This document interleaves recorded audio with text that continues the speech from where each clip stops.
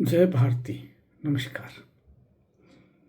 आज हम लोग भागवत गीता के दूसरे अध्याय के 22वें श्लोक के विषय में बात करेंगे, उसकी व्याख्या समझेंगे। तो सबसे पहले श्लोक पढ़ते हैं।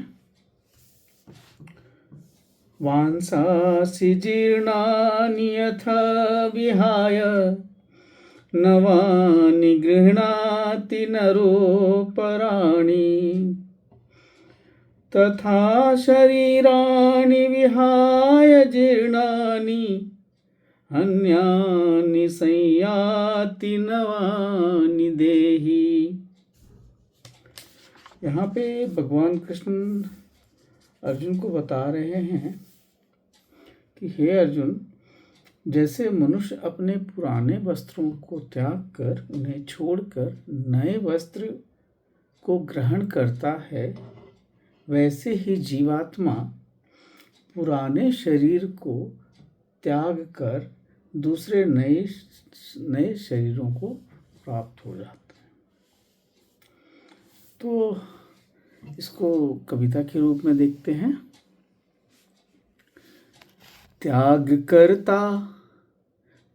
करता अधिवस्त्र हो जाए क्षीण। त्याग करता अधिवस्त्र हो जाए क्षीण। पुनः अंगीकार करता मानव वस्त्र नवीन।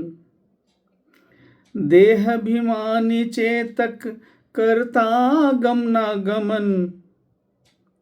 जो शरीर हो जाए अनुपयोगी और जीर्ण। तो यहाँ पे वही बात है कि जब जैसे वस्त्र आपका क्षीण हो जाए, मतलब फट जाए, तो मानव तो नया कपड़े पहन लेता है। उसी तरीके से ये जो आपका जो आत्मा है और उसके साथ में जो सूक्ष्म शरीर और कारण शरीर का जो उस पे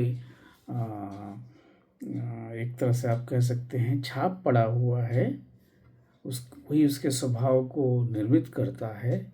यह जो है वो दूसरे शरीर को ग्रहण करते हैं। पुराना शरीर जब या तो मृत हो जाए या जीर्ण हो जाए, अनुपयोगी हो जाए।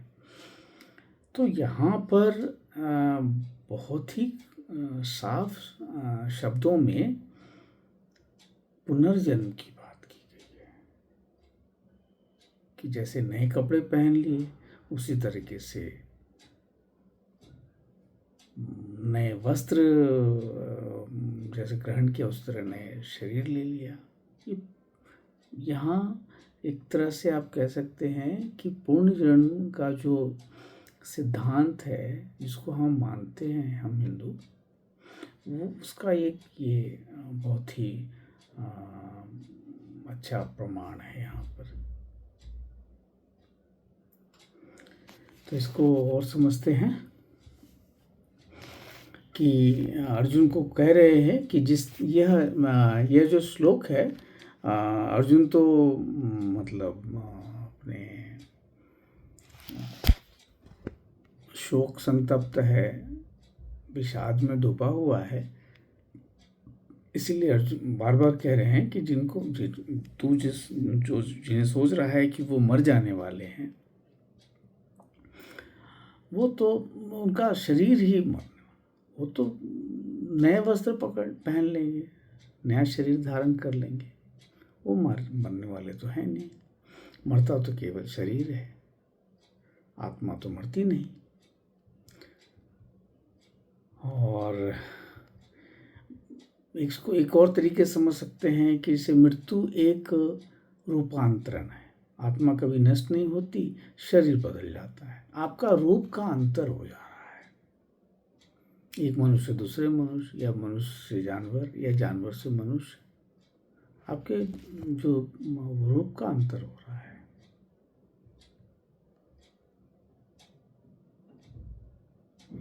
उसमें आपके प्रारब्ध कर्म आएंगे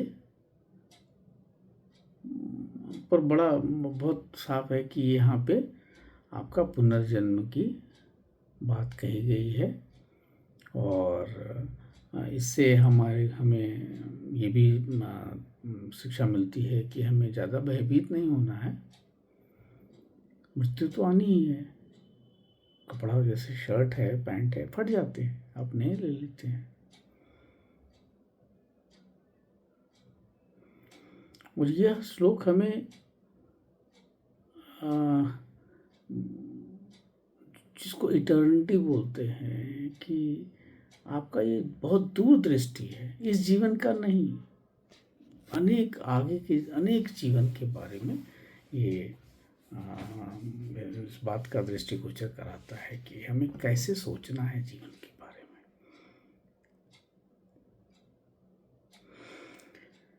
तो यहाँ पर बहुत साफ है कि आत्मा अमर है, न जन्म लेती है न मरती है, केवल अपने कर्मों के अनुसार नए नवीन शरीर जो है उसका धारण करती है। ठीक है। स्वामी विवेकानंद भी यही कहते थे कि आत्मा तो अनादि है, अनंत है, मृत्यु एक आप कह सकते हैं कि अर्धविराम है। एक सेकंड रुके फिर आगे बढ़ गए।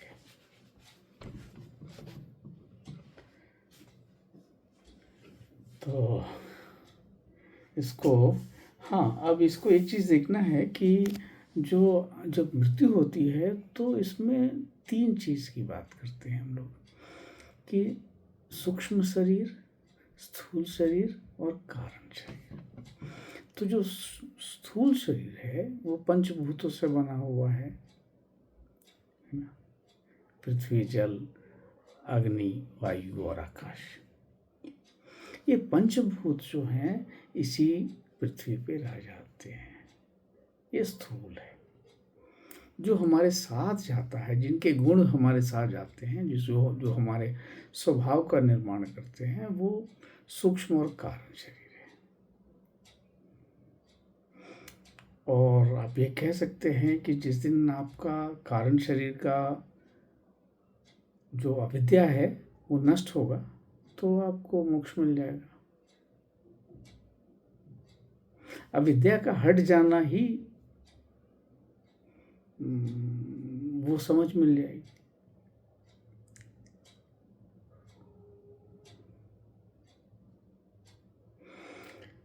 तो इस विषय में और भी बात होगी। भगवद गीता के दूसरे अध्याय में आप ये कह सकते हैं कि एक तरह का प्रीफेस है पूरे भागवत गीता का। आपकी अंडरस्टैंडिंग यहाँ से बिल्ड होगी और आगे 18वें अध्याय तक इसकी मतलब ये बहुत रेलेवेंट है चैप्टर नंबर 2।